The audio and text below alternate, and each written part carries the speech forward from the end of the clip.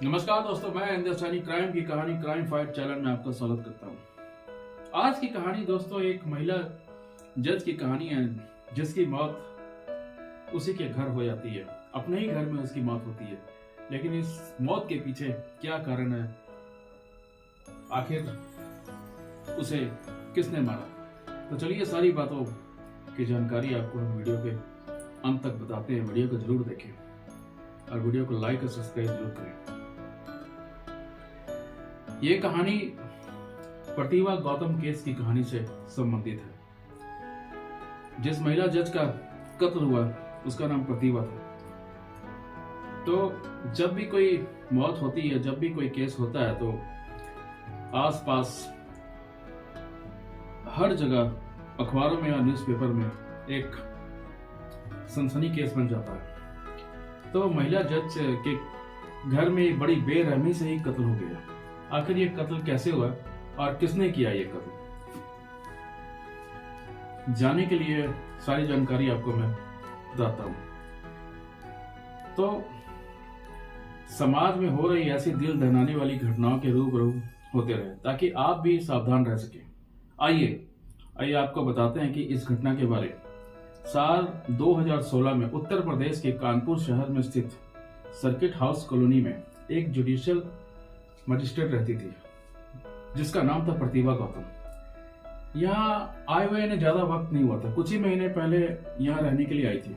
उनकी शादी मनु अभिषेक राजन नामक व्यक्ति से हुई थी और इनके पति जो मनु अभिषेक थे दिल्ली के 30 हजारी कोर्ट में एक वकालत की प्रैक्टिस करते थे। पत्नी प्रतिभा गौतम कानपुर देहात में एक सिविल जज थी और पति दिल्ली में वकील थे।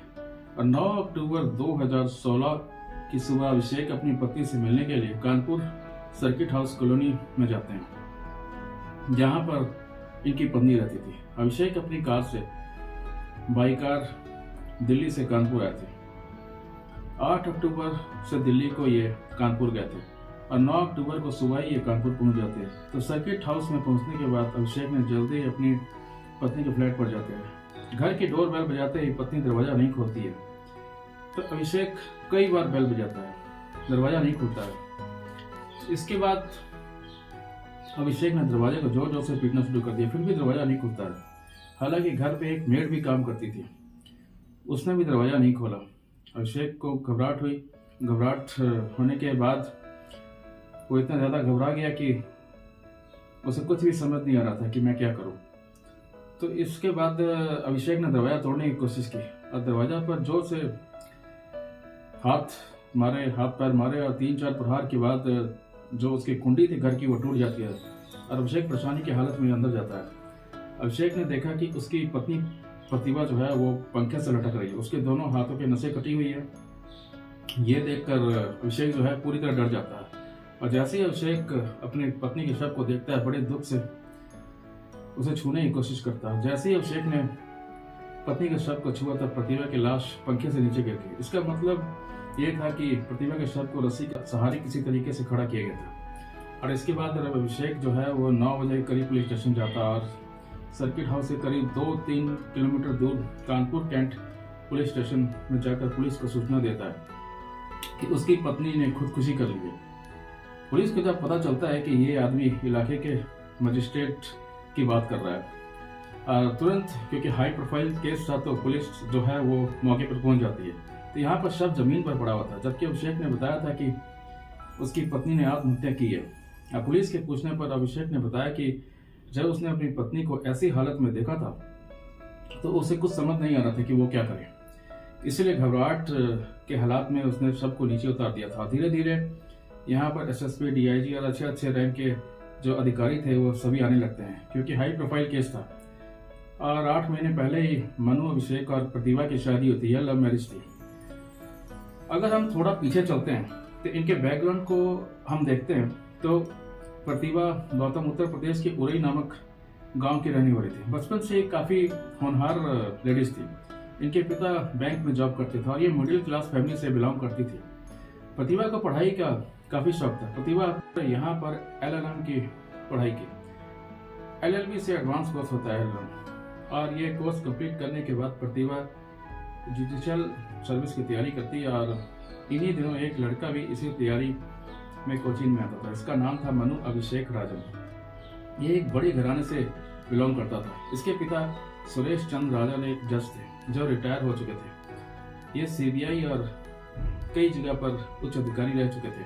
पिता के जज होने के अलावा मनु अभिषेक की बहन जो थी वो भी दिल्ली के 30 हजारी कोर्ट में वकील थी और इसके बहनोई भी इसी कोर्ट में एक जज थे। ऐसे ही अभिषेक के जो फैमिली थे 7-8 रिश्तेदार अच्छे उच्च अधिकारी थे। कोई वकील था, कोई जज था। तो अभिषेक खुद भी जज बनने की तैयारी कर रहा था। इसी दौरान मनु अभिषेक और प्रतिभा गौतम एक दूसरे से मिलते हैं। कोचिंग में आने जाने के दौरान इन दोनों की छोटी छोटी मुलाकातें शुरू होती है और इनमें दोस्ती होती है और दोस्ती होने के बाद प्यार हो जाता है। समय के साथ प्यार इतना ज्यादा गंभीर हो जाता है कि शादी तक बात हो जाती है।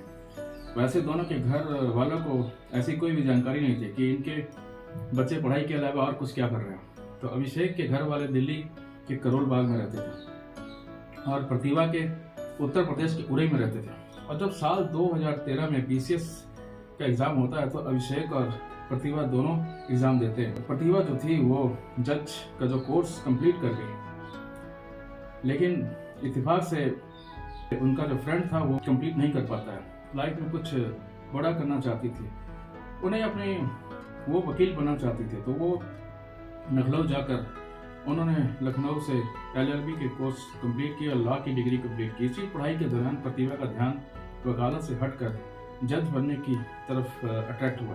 अब प्रतिभा का सपना जज बनने का था।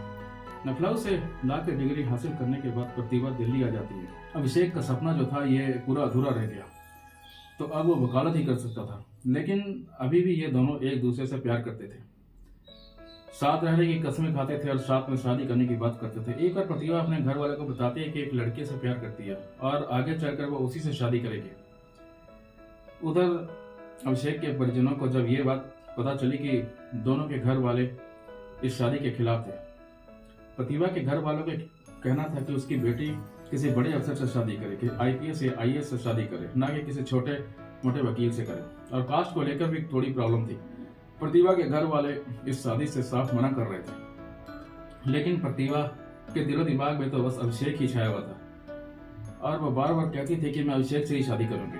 अभिषेक भी प्रतिभा से ही शादी करना चाहता था, लेकिन अभिषेक के घर वाले इस बात से तैयार नहीं थे। दोनों घरों के परिवार वाले जो काफी नाराज थे और प्रतिभा की जो ट्रेनिंग थी वो कंप्लीट हो जाती है और 2015 की जो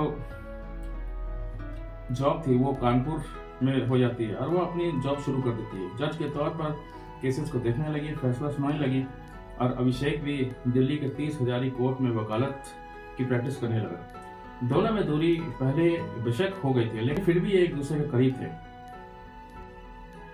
कभी प्रतिभा अभिषेक से मिलने दिल्ली जाती थी और अभिषेक दिल्ली से मिलने कानपुर जाता था। तो मनु अभिषेक और प्रतिभा बिना किसी को बताए दिल्ली में शादी कर लेते हैं, एक मंदिर में शादी करते हैं। इस शादी से दोनों जो फैमिली थे वो इनकार कर रहे थे, तो इसके अलावा इनके पास कोई रास्ता नहीं था। तो शादी के बाद ये दोनों अपने अपने घर वालों को मनाते हैं। अभिषेक के घर वाले तो इस शादी को स्वीकार कर लेते हैं, प्रतिभा के घर वाले इस शादी को बिल्कुल भी स्वीकार नहीं करते हैं। फिर 2 महीने बाद 23 अप्रैल को इन्होंने दिल्ली में सबको पार्टी देकर अनाउंस किया कि इनकी शादी हो चुकी है और एक बंधन में बन चुके हैं। इस पार्टी में प्रतिभा के घर वाले नहीं आए थे क्योंकि वो नाराज थे, बल्कि उन्हें 2 महीने के बाद पता चला था कि उनकी बेटी ने शादी कर ली है। लेकिन ये लोग फिर भी अभिषेक को अपना दामाद मानने को तैयार नहीं थे। अभिषेक के घर वाले तो प्रतिभा को अपने बहू के तौर पर अपना लेते हैं, लेकिन प्रतिभा के घर वाले दामाद के तौर पर उसे नहीं अपनाते। कानपुर के सर्किट हाउस में शादी करने के बाद ये आते क्योंकि यहीं पर सरकारी आवास प्रतिभा को मिला हुआ था। इसी कॉलोनी में IPS, IAS और अच्छे अफसर रहते थे। जिले में जितने भी सरकारी लोग थे ज्यादातर यही सर्किट हाउस में ही रहते थे। कुछ दिनों यहाँ रहने के बाद अभिषेक वकालत की प्रैक्टिस के लिए वापस दिल्ली चले गए। सब कुछ ठीक चल रहा था। दोनों एक दूसरे से मिलने के लिए कानपुर से दिल्ली और दिल्ली से कानपुर आते जाते रहते थे। धीरे धीरे शादी को तकरीबन 8 महीने बीत गए। 9 अक्टूबर की सुबह अभिषेक प्रतिभा से मिलने के लिए सरकारी आवास पर आया। अभिषेक दरवाजा तोड़कर अंदर जाता है और प्रतिभा को पंखे से लटके देखकर शव को नीचे उतारा और पुलिस के पास गया। पुलिस मौके वारदात पर पहुंचती है और ये मामला एक महिला जज का था और काफ़ी हाई प्रोफाइल मामला था। वकील अभिषेक यहीं पर काफ़ी परेशान था। जज प्रतिभा जो थी वो ज़मीन पर पड़ी हुई थी, उसके गले दुपट्टे का जो फंदा था वो लटका हुआ था। तो पुलिस ने फॉरेंसिक रिपोर्ट के लिए भी बुला लिया था। अभिषेक ने एसएसपी को बताया था कि जब वो यहाँ आया था तो उसकी जो बॉडी थी वो पंखे से लटकी थी। तो ये सब देखकर पुलिस ने सोचा कि आखिर के दो तरीके से इसकी मौत नहीं हो सकती, या तो फिर नस काटेगा या फिर पंखे से लटक कर मौत हुई है, तो इस तरीके से ये मौत नहीं हो सकती है।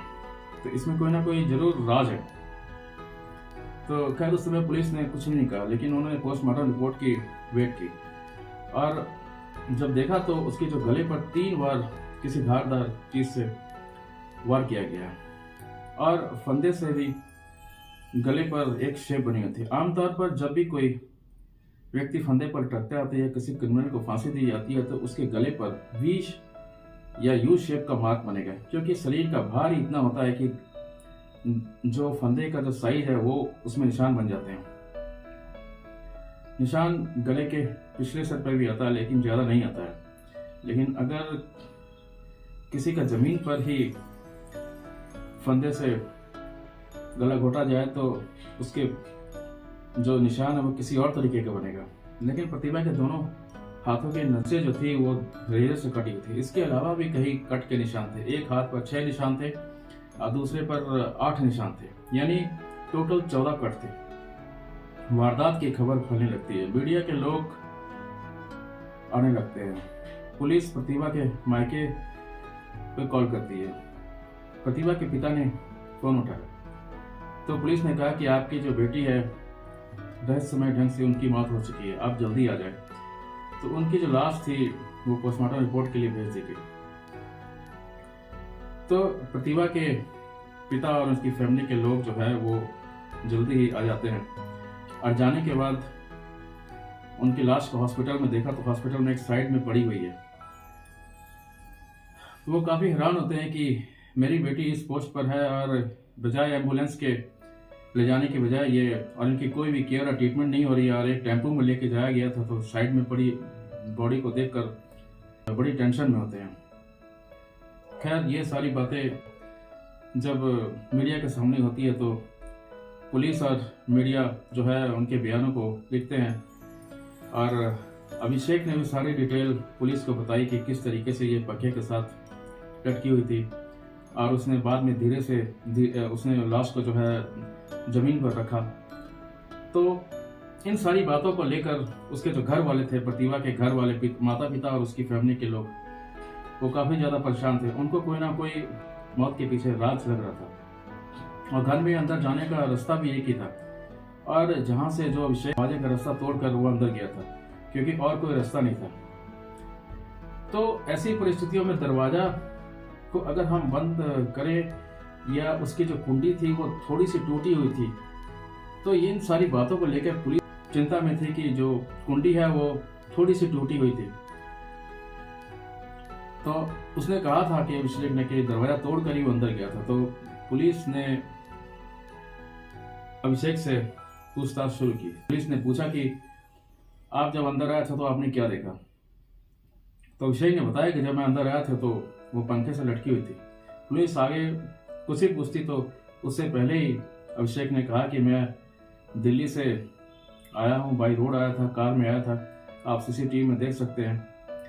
मैंने यहाँ आने से पहले प्रतिभा को कई बार फोन किया, मेरी कॉल रिकॉर्ड भी चेक कर सकते हैं, आप लोकेशन भी देख सकते हैं। तो ये खुद ही अपने बारे में इतनी सारी डिटेल दिए जा रहा था, जबकि पुलिस अभिषेक से कुछ पूछ नहीं रही थी। तो इससे पुलिस को जो शक था वो काफी बढ़ गया। पुलिस ने सोचा कि मैं कुछ पूछ नहीं रहा हूँ। एसएसपी ने सोचा कि ये खुद ही अपने बारे में सारा कुछ बताते जा रहा है। लेकिन पुलिस ने इन हालातों में अभिषेक को कहीं जाने नहीं दिया, उसे अपनी कस्टडी में रखा ताकि और भी जानकारी ली जा सके। तो पुलिस ने सारी जानकारी लेते हुए उनसे पूछा कि आप पुलिस को फोन कर सकते थे। जब आप अंदर आए तो आपने जब डेड बॉडी देखी तो पंखे से लटकी हुई बॉडी देखी तो आपने फोन क्यों नहीं किया? आपने पुलिस को फोन करना था, आसपास के जो लोग थे उनको क्यों नहीं फोन किया? तो पुलिस को इन सारी बातों को बड़ी गंभीरता से लिया। तो इसी कॉलोनी में बड़े बड़े ऑफिसर थे, जो IAS IPS सिक्योरिटी गार्ड। जब अंदर से दरवाज़ा नहीं खोल रहा था तो अभिषेक ने इन लोगों से क्यों नहीं कुछ बताया।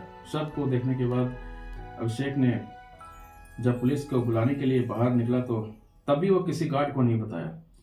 तो पुलिस को यह भी एक शक लगता है कि अभिषेक ने क्यों नहीं बताया कि उनकी वाइफ की, उनकी पत्नी की हत्या हो चुकी है और वो किसी गार्ड से बात नहीं करते हैं, आसपास पड़ोस में नहीं बताते हैं। प्रतिभा को वो अपने माँ बाप से बात नहीं करने देता था। अभिषेक हमेशा ये कहता था कि तुम अपने माँ बाप से बात करने से पहले मेरे से परमिशन लो। बाद में धीरे धीरे पता चला पुलिस को कि ये अपने माँ बाप से प्रतिभा को बात नहीं करने देता था। तो यहाँ से जो शक था वो थोड़ा सा और बढ़ गया। प्रतिभा के पिता का कहना था कि या तो अभिषेक ने कत्ल किया या खुदकुशी करने पर मजबूर किया गया, क्योंकि प्रतिभा की लाइफ में सब कुछ ठीक चल रहा था। वो 6 साल से बाहर ही रह रही थी, सब कुछ अकेले ही मैनेज करती थी, खुद से कमा रही थी और मेंटली भी वो काफ़ी ज़्यादा स्ट्रांग थी। आखिर खुद ही अपनी ज़िंदगी को क्यों समाप्त करेगी। 9 अक्टूबर की रात को प्रतिभा की लाश का पोस्टमार्टम किया। मृत्यु का कारण जो था दम घुटना था, सांस लेने में प्रॉब्लम। तो इससे पहले प्रतिभा का साथ मारपीट भी की गई थी।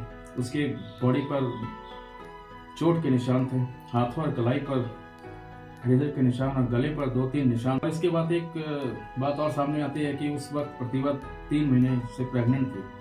तो वो अपनी जान खुद से क्यों लेगी, वो खुद सुसाइड क्यों करेगी। एक लेडी जो प्रेग्नेंट हो वो ऐसा कभी नहीं करेगी। तो इतने सारे निशान थे बॉडी पर। तो मनु अभिषेक बयानों को बदल रहा था।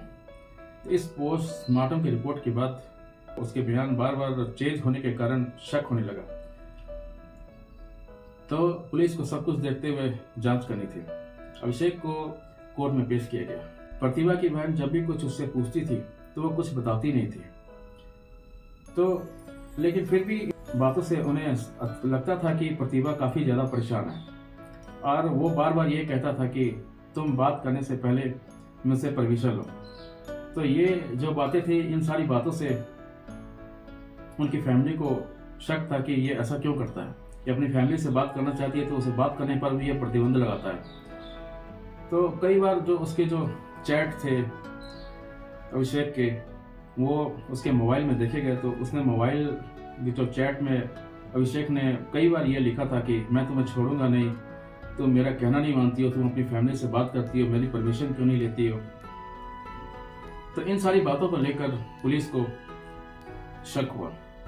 तो अब सवाल पैदा होता है कि उसने अपनी पत्नी का कत्ल क्यों किया। अभिषेक सारी बातें पुलिस को बताता है। दरअसल बात उस समय शुरू होती है कि जब इन्होंने शादी की थी और जब एग्जाम दिया था तो उस सिलेक्शन में अभिषेक का सिलेक्शन नहीं हुआ था। तो अभिषेक ने मान लिया कि मेरी किस्मत में वकील ही है, मैं जज कभी नहीं बन सकता हूँ। लेकिन एक झटके में ही उसकी जो पत्नी थी वो जज बन गई थी। तो ये जो बातें थी उसके दिमाग में घूमने लग गई थी कि इतने बड़े पद पर है और उसका रुतबा जो है इतना अच्छा, और प्रतिभा के घर वाले भी अपने दामाद नहीं मान रहे हैं। तो इन सभी बातों को मानकर सबसे बड़ी बात ये थी कि शादी के 3 महीने बाद प्रतिभा ने अभिषेक को एक खुशखबरी दी कि तुम पिता बनने वाले हो, मैं माँ बनने वाली हूँ। तो प्रतिभा अक्टूबर में तकरीबन 3 महीने की जो प्रेग्नेंट थी, तो अभिषेक को इस बात को लेकर खुशी नहीं थी, लेकिन प्रतिभा बहुत खुश थी। प्रतिभा ने अपनी माँ को ही बताया था। उसे लगा कि अब शायद उसके घर वाले अभिषेक को अपने दामाद मान लेंगे। तो प्रतिभा जो थी वो अपनी माँ से मिलना चाहती थी, लेकिन अभिषेक के दिमाग में हमेशा ये बात होती थी कि मेरी पत्नी जो है एक अच्छे रैंक में है और एक बच्चा भी होने वाला है। और रिपोर्ट के अनुसार अभिषेक जो एक रंगीन मिजाज का व्यक्ति था, अय्याशी करने की उसकी आदत थी। वो सोचता था कि अगर बच्चा हो गया तो उसकी देखभाल करनी पड़ेगी और नई जिम्मेवारी सिर पर आएगी और ये जो हमें आज़ादी नहीं मिलेगी, हम मौज मस्ती नहीं कर पाएंगे। तो वो बच्चा नहीं चाहता था, इसलिए प्रतिभा से कहा कि तुम इस बच्चे को ड्रॉप कर दो, गिरा दो, अभी बच्चा पैदा करने का वक्त नहीं है, हम लोग बाद में बच्चा पैदा करेंगे। लेकिन प्रतिभा ने इस बात को लेकर मना किया और उसका विरोध किया कि ये बच्चा मैं कभी नहीं गिराऊंगी। और प्रतिभा ने उससे पहले अपनी माँ से कहा कि माँ मैं तुमसे मिलना चाहती हूँ। शायद वो ये बात बताना चाहती थी कि अभिषेक बार बार इस बच्चे को गिराने की बात कर रहा है। तो एक दिन उसने अपने पति से कह दिया कि ना तो मैं इस बच्चे को दिलाऊंगी, ना ही मैं अपने माँ से बात करने के लिए तुम मुझे मना करोगे। तो इन सारी बातों को लेकर प्रतिभा जो थी वो काफी ज्यादा टेंशन में थी। 8 अक्टूबर को हिल स्टेशन से अभिषेक दिल्ली आने वाला था और 8 अक्टूबर को शाम को प्रतिभा दिल्ली पहुंची। तो उसने वाइफ को कार से पिक किया और एक दूसरे से ये काफी ज्यादा नाराज थे। दोनों में फिर से लड़ाई हुई। तो प्रतिभा कार से उतर गई और वो उसने कहा कि मैं जा रही हूँ, और कार से उतर कर वो वापस कानपुर चली जाती है। 7-8 घंटे ड्राइव करने के बाद अभिषेक जो था वो फिर वापस कानपुर आया और घर आने के बाद जैसे ही उसके फ्लैट पर पहुंचा तो अभिषेक ने डंडे से उसकी पिटाई शुरू कर दी और फिर एक रेजर ब्लेड से प्रतिभा के शरीर पर वार किया। और प्रतिभा खुद को बचाने की कोशिश करती रही, लेकिन जमीन पर गिर जाती है और अभिषेक को लगा कि उसकी सांसें जो है अभी भी चल रही है। फिर अभिषेक ने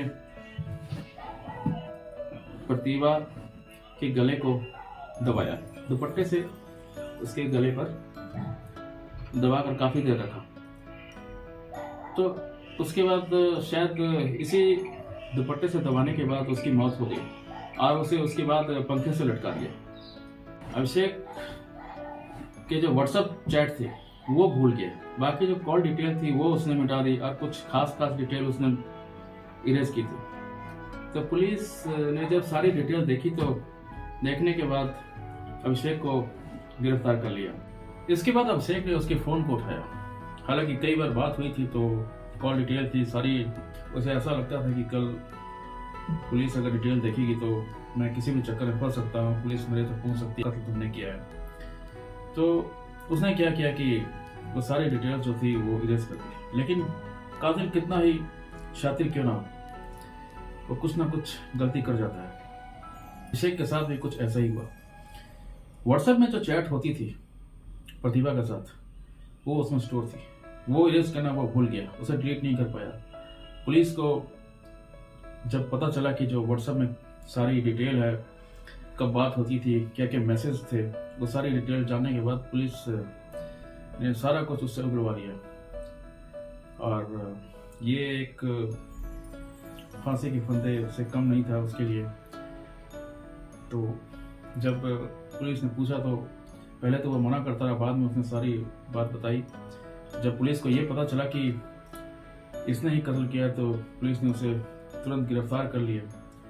तो दोस्तों मैं यहाँ बताना चाहूँगा कि प्रतिभा को कई बार मना किया गया था, तुम ये काम मत करो, जहाँ तुम्हारे पिता और हम लोग, हमारी सारी फैमिली इस शादी को मना कर रहे हैं, तुम ये शादी मत करो। लेकिन प्रतिभा बिल्कुल भी नहीं मानी और उसके दिमाग में ये अभिषेक का भूत सवार था। तो शायद प्रतिभा जी इस बात को मान जाती तो आज बिल्कुल सकुशल होती। लेकिन बच्चे इन बातों पर ध्यान नहीं देते हैं और वो प्यार वार के चक्कर में अपनी जिंदगी तो बर्बाद करते हैं और जो बाकी फैमिली के मेंबर है उनको भी सारी उम्र के लिए रोने के लिए छोड़ जाते हैं।